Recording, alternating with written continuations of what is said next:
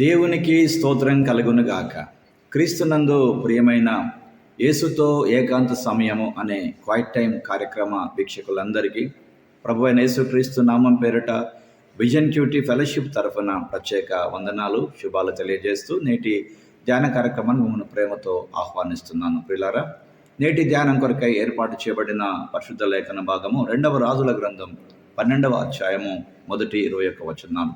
రండి, సమయానుకూలంగా నేను మీ నిమిత్తం 11 నుండి 16 వచనం చదివి వినిపిస్తాను. ప్రియులారా, మీరు పూర్తి లేఖన భాగాన్ని చదివి ధ్యానం చేయాల్సిందిగా మరొక మారు ప్రభు పేరిట మీకు జ్ఞాపకం చేస్తూ ముందుగా వాక్య భాగం చదివి ధ్యానంలోకి వెళదాం.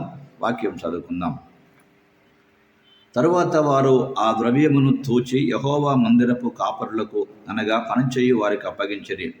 వీరు యెహోవా మందిరమందు పనిచేసిన కంసాలులకును శిల్పకారులకును కాసే పని వారికిని రాతి పని వారికిని యెహోవా మందిరమందు శిథిలమైన స్థలములను బాగు చేయుటకు మ్రాణులనేమి చెక్కబడిన రాళ్ళనేమి కొనుటకును మందిరము బాగు చేయుటలో ఆయన ఖర్చు అంతటిని ఆ ద్రవ్యం ఇచ్చుచూ వచ్చిరి. యెహోవా మందిరమునకు వెండి పాత్రలనైనను కత్తెరలనైనను గిన్నెలనైనను బాకాలైనను బంగారు పాత్రలైనను వెండి పాత్రలైనను చేయబడలేదు, కానీ మరమ్మత్తు పనిచేయి వారికి మాత్రమే ఆ ద్రవ్యం ఇచ్చి యెహోవా మందిరమును మరలా బాగు చేయించిరి. మరియు పనివారికిచ్చుటకై ఆ ద్రవ్యము అప్పగింత పెట్టుకొనిన వారు నమ్మకస్తులని వారి చేత లెక్క అడగలేదు. అపరాధ పరిహారార్థ బలుల వలన పాప పరిహారార్థ బలుల వలనను దొరికిన సొమ్ము యెహోవా మందిరంలోనికి తేబడలేదు, అది యాజకులదాయను. చదవబడిన లేఖన భాగమును దేవుడు నేటి మన ధ్యానం కొరకు దీవించి ఆశీర్వదించునుగాక.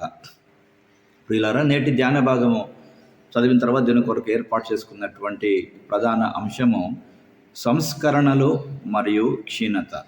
సంస్కరణలు మరియు క్షీణత, రిఫార్మ్స్ అండ్ డీజనరేషన్ అనేటువంటి ఈ అంశమును ఆధారం చేసుకొని నేటి పాఠ్యభాగ సారాంశాన్ని జాగ్రత్తగా మనం గమనించినట్లయితే, యోవాషు సింహాసనాన్ని అధిరోహించాడు. కొంతకాలము యాజకుడైన యెహోయాదా సూచనల ప్రకారమే ఆయన నడిచాడు. అతల్య ధ్వంసం చేసినటువంటి అపవిత్రం చేసినటువంటి ప్రభు ఆలయాన్ని బాగు చేయాలని యోవాషు నిర్ణయించుకున్నట్లుగా 2వ దినవృత్తాంతంలో 24:7 మనం గమనిస్తున్నాం ప్రియులారా. కాబట్టి ఆలయ మరమ్మత్తు డబ్బు నుండి యాజకుల జీవన ఖర్చులు వారు వేరు చేశారు. ఆలయ మరమ్మత్తు కోసము డబ్బు నేరుగా పనివారికి అందజేశారు. యాజకులను దాటివేసే పనివారు డబ్బును నిజాయితీగా వారు ఉపయోగించారు.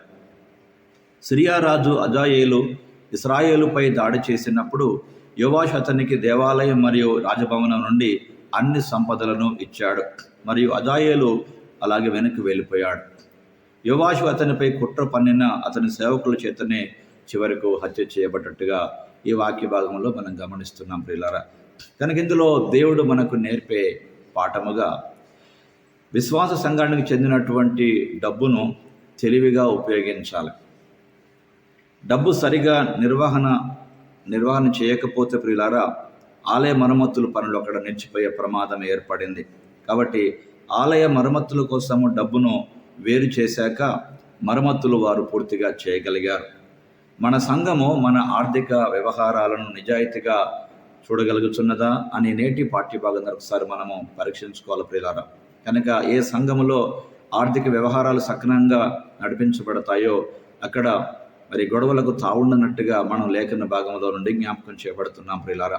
కాబట్టి దేవుని పని కొరకు సరిగా వాడినప్పుడు, దేవుని డబ్బు దేవుని పని కొరకు వాడినప్పుడు దైవ కార్యం జరుగుతున్నట్టుగా ఈ లేఖన భాగంలో మనం నేర్చుకుంటున్నాం ప్రియులారా. కనుక దేవుని పని దేవుని చిత్త ప్రకారంగా చేయకుండా మన ఇష్ట ప్రకారం చేయడం ద్వారా డబ్బు ప్రియులారా మరి వ్యర్థంగా ఖర్చు చేయబడ్డ చేత అనేకమైనటువంటి అపార్థాలకు దారితీసి సంఘాలలో గొడవలు జరుగుతున్నట్టుగా నేటి పాఠ్యభాగం ఒకసారి మనకు జ్ఞాపకం చేస్తుంది ప్రియులారా. కాబట్టి మన స్వంత విశ్వాసాన్ని మనం తప్పకుండా పెంపొందించుకోవాలి. యాజకుడైన యెహోయాదా జీవించి ఉన్నప్పుడు యోవాషు దేవుణ్ణి బాగానే సేవించాడు.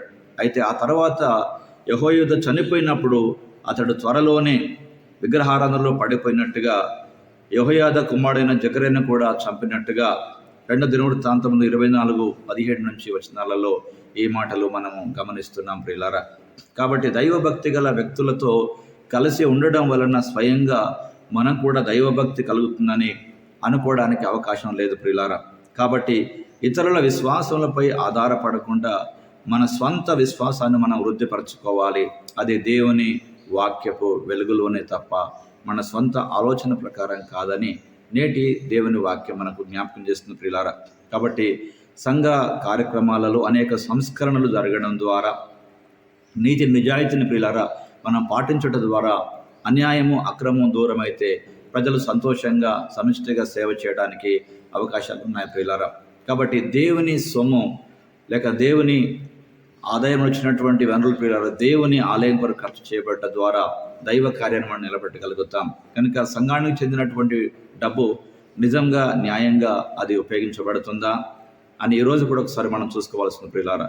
ఈ రోజున అనేక సంఘాలలో గొడవలకు ప్రధాన కారణము ఈ డబ్బు అన్న సంగతి మనం గమనించాలి ప్రియులారా. కాబట్టి డబ్బు సరిగా వ్యవహరించబడని కారణం చేత అనేక సంఘాలలో గొడవలు జరిగి సంఘాలు విచ్ఛిన్నమైపోయిన సంఘటనలు మనము తరచుగా చూస్తున్నాం ప్రియులారా.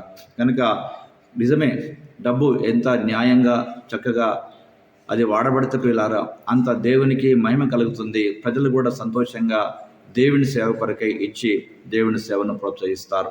కనుక ఆ రోజున ప్రియులారా మరి యాజకులకి ఇవ్వాల్సిన డబ్బు యాజకులకి ఇచ్చారు.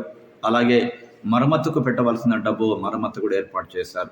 ఈ రోజుల్లో చాలామంది డైరెక్టర్ అనబడేటువంటి వారు తమ సంస్థల చేత వచ్చిన డబ్బును దేవుని సేవకుల కొరకు ఎక్కువ ఖర్చు పెట్టకుండా తమ స్వార్థపూరితమైన ఆలోచన నెరవేర్చుకోవడానికి కొరకు అనేకమైన భవనాలు నిర్మించుటలో అనేకమైన కార్యక్రమాలు చేయటలో బిజీగా ఉన్న కారణం చేత ప్రియులారా దేవుని సేవకులు నిజంగా అన్యాయం చేయబడుతూ వారికి రావాల్సినటువంటి ఆర్థిక స్థితిగతులను వెనుకంజ వేసుకోవడం ద్వారా అనేక మంది సేవకులను విడిచిపెట్టి వెళ్ళే ప్రమాదాన్ని మనము గమనిస్తున్నాం ప్రియులారా. కనుక సంస్కరణలు మరియు క్షీణత ఎలా కలుగుతున్నాయో ప్రియులారా ఈరోజు సంఘాల్లో జరుగుతున్నటువంటి పరిస్థితులు మనకు అర్థం పడుతున్నాయి. కనుక వాటి నుండి ఒక పాఠము నేర్చుకుందాం. దేవుని సేవకు పెట్టవలసిన డబ్బు దేవుని సేవకు ఖర్చు పెట్టడం, దేవుని సేవకులకు ఇవ్వాల్సిన డబ్బు సేవకులకు ఇవ్వడం, తద్వారా ప్రియులారా దేని కొరకు నిర్ణయించబడిన దానికి ఇవ్వడం ద్వారా దైవ కార్యము నమ్మకం కొనసాగబడుతుందని ఈరోజు కూడా ప్రియులారా ప్రభు మనకు నేర్పిస్తున్నాడు. కనుక ప్రభు నేర్పించిన ఈ పాఠానికి మన జీవితాన్ని అంకితము చేసుకుంటూ దైవ కార్యం కొరకు మనవంతు కృషి చేయడానికి ప్రభు కృప చూపించాలని ఆశిద్దాం ప్రియులారా. దేవుడు మనకు డబ్బును అందించినప్పుడు దాన్ని జాగ్రత్తగా వాడే కృప దేవుడు మనకి ఇవ్వాలని ఒక ప్రార్థన కూడా మనం చేసుకోవాల్సిన వారమై ఉన్నాం. రండి ప్రభు సన్నిధానంలో ఒక ప్రార్థన చేసుకొని ముందుకు వెళదాం. ప్రభువా, నా విశ్వాసంలో నేను ఎక్కడ ఉన్నానో గుర్తించడానికి దానిలో నమ్మకంగా ఉండడానికి మాకు సహాయం చేయమని క్రీస్తు ప్రభు పేరట ప్రార్థిస్తున్నాం పరమ తండ్రి. ఆమేన్ ఆమేన్. ప్రియులారా ప్రభు వారు నిత్యము తన వాక్యం ద్వారా మనతో మాట్లాడుతుండగా మన జీవితాన్ని సరిచేసుకుందాం. మన విశ్వాసాన్ని బలపరిచిన దేవుని కార్యాలు అనేకులకు ప్రకటించడం ద్వారా వారి విశ్వాసాన్ని కూడా బలపరిచే కృప దేవుడు ఇవ్వాలని ఆశపడదాం. దైవభక్తి విషయంలో ప్రియులారా మనకు మనమే సాధకం చేసుకోవాలని వాక్యం మనకు హెచ్చరిక చేస్తూ ఉండగా సరిచూసుకుందాం ప్రియులారా. కాబట్టి మన ఆత్మీయ విషయంలో ఇతరుల ఆత్మీయ విషయాలతో సరిచేసుకుంటూ ప్రియులారా మనం ఉన్నటువంటి పరిస్థితులలో నిజమైనటువంటి దైవభక్తిని ఎలా కొనసాగిస్తున్నామో ప్రభు నేర్పిస్తున్నాడు వాక్యపు వెలుగులో. అలాగే చూసుకుందాం, అలాగే నడుచుకుందాం. అలాంటి కృపాదేవుడు మనందరికీ సమృద్ధిగా దయచేయను గాక. Thank you. God bless you all.